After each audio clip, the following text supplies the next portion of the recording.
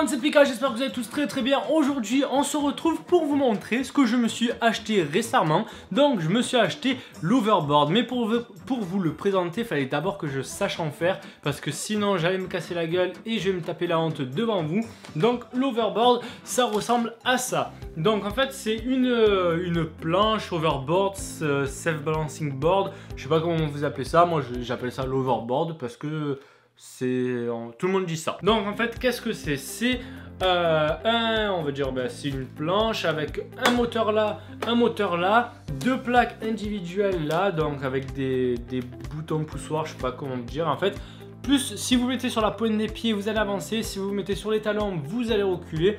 Et talons pointe, vous allez juste tourner en rond. Franchement, c'est super agréable à faire et c'est super lourd. Vous avez 10 kilos là. 10 kilos, donc je sais pas si vous remarquez, mais franchement, attention, je reviens, c'est super lourd à porter. C'est bon, ça va, vous roulez, mais quand vous allez monter sur des trottoirs, parce que ça ne monte pas des trottoirs malheureusement, eh ben vous allez devoir le porter, et le porter c'est vraiment lourd. À part ça, je l'ai acheté récemment au prix de 300 €, donc ce qui est un prix correct. Attention parce qu'il y a un peu des bénéfices que les gens se font quand ils les revendent.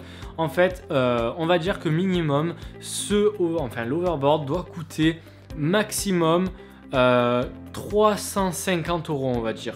C'est le prix qu'on trouve sur internet. Après, on peut le trouver aussi moins cher à... environ 200 €, 250, mais après je connaissais pas les sites et j'avais pas envie de mettre mon argent là où sur un site que je connaissais pas, donc j'ai préféré l'acheter sur Cdiscount à 300 €. Donc faut faire attention parce qu'il y en a qui le vendent à, on va dire qu'ils le vendent à 1000 €, donc c'est vraiment abusé. Le bénéfice qu'ils se font dessus, c'est énorme.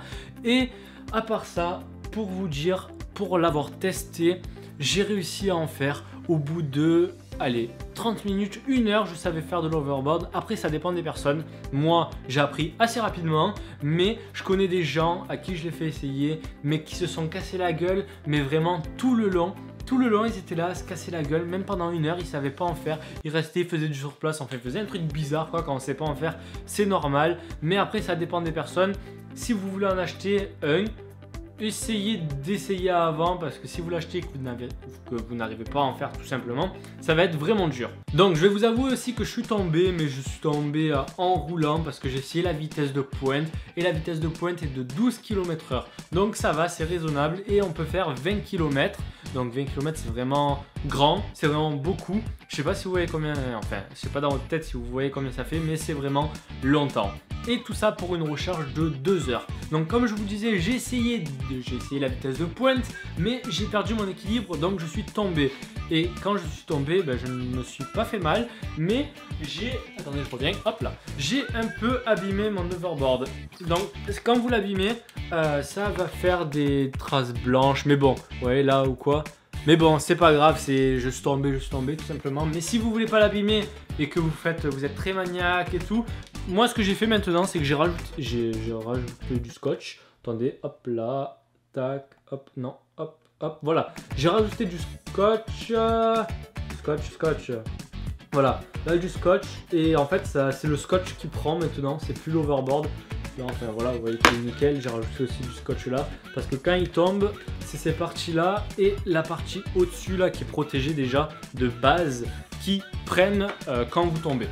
Donc voilà, cette vidéo, j'espère qu'elle vous aura plu. Moi perso, je ne marche plus dans ma maison, je roule. Donc il faut faire attention que je ne devienne pas un gros lard. Si vous trouvez que je deviens un peu gros, que j'ai un peu des grosses joues, dites-le moi, j'essaierai d'en faire le moins souvent de l'overboard. Je rigole bien sûr, donc voilà. Bon, nous on va se quitter là. Moi je me taille. Allez, à plus tout le monde. Aïe. Ça va, je n'ai rien.